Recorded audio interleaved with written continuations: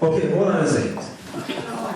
I'm gonna talk without the mic. You guys can hear me good? No. Okay then, with the mic? Alright, good. Can I have everybody's attention, please? I would love to have everybody's undivided attention. I love to have you guys' attention to speak to you guys today on, hold on a minute. Not the cook, hold on a second. Ladies and gentlemen, are you inside of here? Who's inside of here? Okay, my friend, when you're ready, please, I'd love to hear you come out here. Alright, she's coming soon. Now, what I'm speaking about today is, first of all, Sister Powell, love and respect for inviting me to this beautiful event today. I'm honored to be here one more time. Trust me. Salute. Yes, never. What I'm here to talk about today is black culture, not based on just us as black people, but us as everybody in this room as one set of people. I want to talk about the impact and the influence and the power of not just celebrating Black History Month, but celebrating our culture 365 days of the year. Many times we look at Black History Month as a time to come out and give out pamphlets or go to schools and we tell our children who invented this and who invented that, and that's wonderful. That's very wonderful to do. But I'm trying to tell you today that being black, especially in today's world, it's important for us to not just celebrate it in a month. We have to recognize that all the time. And how we recognize it all the time is not just by acknowledging our race, but by uplifting one another. Especially in a world today where you see so many young youth losing their lives within the black community. You see so much violence and crime and police brutality every single day. You turn on your news, you see it all the time. That's why it's important that we, as a people, continue to embrace our blackness in a way that it uplifts us as a whole.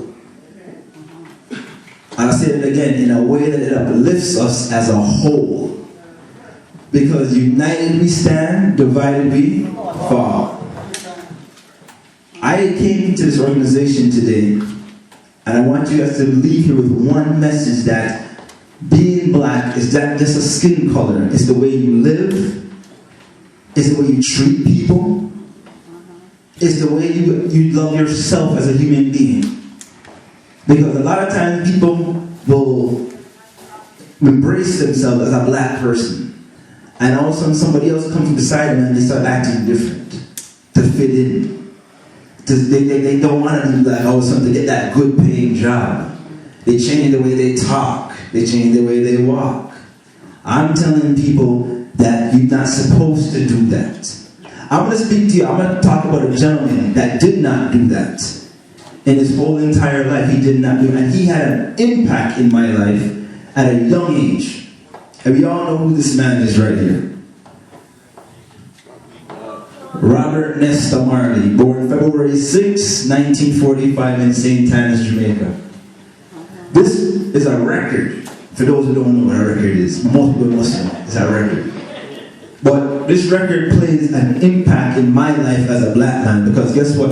I've had this record since I was 7 years old.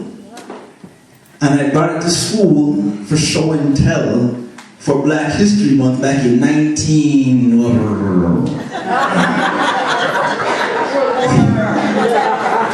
If I tell you the year, you do the maths and you know exactly what I mean to be. Let's say it was in the 80s. And I remember when I brought it to school, my teacher was from Korea. And she looked at this and she's like, what do you want us to do with this? Because everybody brought to school He-Man and G.I. Joes, and I came in there with Bob Marley and so I'm like, so the teacher looked at me and she was like, what do you do with this? I said, yeah, I had to just, do you have a record player? So she went and she got a record player and she brought it in the classroom and I put it on and And I played, I had the whole class bopping the trench town rock. Because Bob was in me. I loved what the man was doing. I loved the music. So I was bopping and I was skanking away in class and everybody was there. And I had Chinese kids in my class. I had Indian kids in my class. I had white children. Everybody was having fun because of this man's music. But if you look at Bob Marley, I never saw Bob Marley in a picture yet with a suit and tie. Bob Marley dressed the same way, doing everything, interviews, and having a Rasta hat, and having a spliff in one hand, and having a guitar, and he started doing thing. And I learned from that. Bob Marley made me love being black and having fun with my life and doing what I love because he exemplified that as long as you want to do something in this world, the world should gravitate to you. You don't have to gravitate to the world. It's called being yourself. So, at the end of the day, what we all need to learn from a man like this is don't change to fit in. Teach somebody something and you can learn from them and they can learn from you. That's how you grow. That's how you evolve in this world. That's how you grow and you evolve, and that's how you grow and you become more. It's when you decide you don't want to learn nothing and you don't want to inspire nobody, you don't want to embrace anything, that's when you become stagnant. But once you open up your mind and you say, listen, this is what I like to listen to reggae, man, I'll teach you about reggae, you teach me about jazz. Whatever we do, we correlate and we learn together. That's one of the most important things that I had to always learn as a black man, to understand that. There's nothing wrong with being the way that I am. I have dreadlocks on my head, and I walked into a mall the other day, and a couple of guys came to me and said, hey, yo, Bertie, you had a Rizla. I said, well, you don't smoke? I said, no, I don't smoke. He said, oh, sorry, Joyce out of here.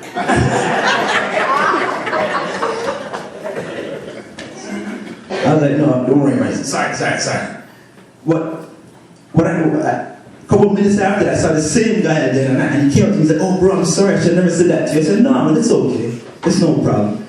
And then he turned around and he told me that, you know what, a lot of people would have gotten angry, but you took it so lightly. I said, brother, even though you said that to me, I took it as a compliment because the man that originally I learned this from, he was one of the biggest weed heads in the world, so I couldn't even get mad at you for saying it. So we just had a laugh. But the thing is I'm not going to go up there because of that and cut my hair. Like a lot of people would have done that. They would have went up there and said, oh, I can't wear this dreadlocks no more because it's making... No. I wear it because it's in my heart and I believe in it. And that's how I feel.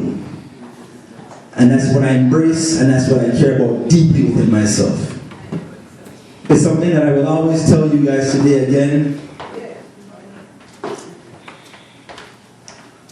Everybody put up their hands like this.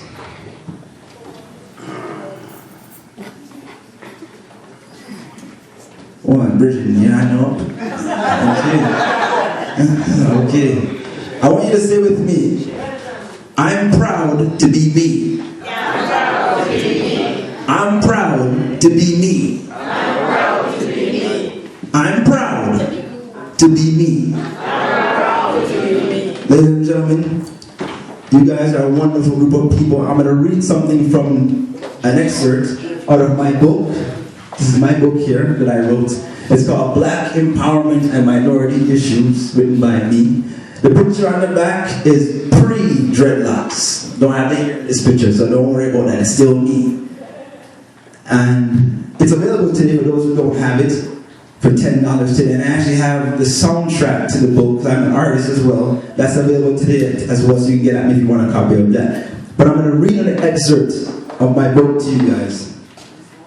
And I want you to understand that when I read this to you, this is designed to empower, influence, and most importantly, give you guys that sense of love and direction that I will share with you. This is 9 principles to live by. I'm working from number 9 to number 1. Number 9, always believe in your dreams. Everyone has dreams. Never let anyone or anything stand in your way of achieving that dream. Once you believe, your dreams are bound to happen.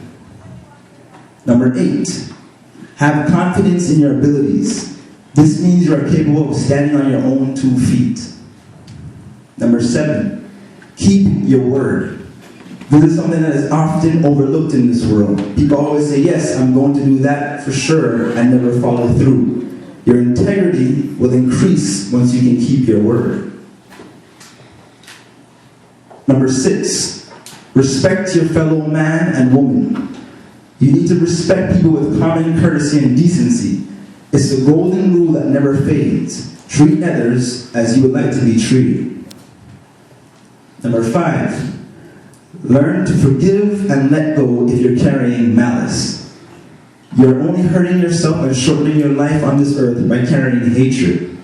Excessive baggage can never bring forth true progress. Number 4, listen to the others who came before you. Gain knowledge and wisdom by using their experiences to enhance your life. Number 3, don't overwhelm yourself with stress. If you become stressed, just step back and take a little break to relax the mind, then slowly continue going forward. Remember, happiness shouldn't be stressful. Number 2, pray. A lot of people think this should be number 1. We may have different views of God, but we all believe in a God. So pray to Him and take all your concerns, good and bad, and let Him know how you feel. He will answer you. Respect and obey Him. If you want to succeed in life, you have to pray and understand that God never sleeps. He sees and knows everything. And last but not least, number 1, never give up on yourself. No matter what obstacles you face, no matter what headaches and worries people put in front of you, always move forward. The only thing you get by giving up is not getting what you want. Ladies and gentlemen, thank you very much for listening to me today. Have a blessed evening.